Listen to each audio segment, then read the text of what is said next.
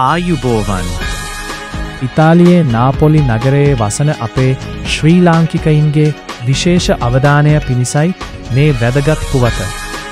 නාපොලි නගරයේ ෆෝරිග්‍රොත්තා ප්‍රදේශයේ වහාම ක්‍රියාත්මක වන පරිදි රතු කලාපයක් හෙවත් සෝනා රොස්සා එකක් ලෙස නම් කිරීමට බලධාරීන් 2026 අප්‍රේල් 7 වැනිදා තීරණය කර තිබෙනවා.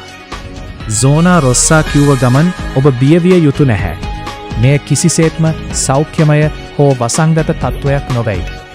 මෙම තීරණය ගෙන ඇත්තේ එම ප්‍රදේශයේ මැතකදී වර්ධනය වූ ප්‍රචණ්ඩ ක්‍රියා සහ අපරාධ පාලනය කර මහජන ආරක්ෂාව තහවුරු කිරීමටයි.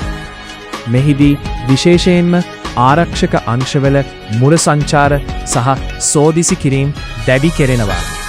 සැකකටයුතු පුද්ගලයින් සහ වාහන පරීක්ෂාවන් සිදු කරනවා. නවීන CCTV කැමරා පද්ධති ස්ථාපනය කිරීමටත් නගර සභාව පියවර ගෙන තිබෙනවා.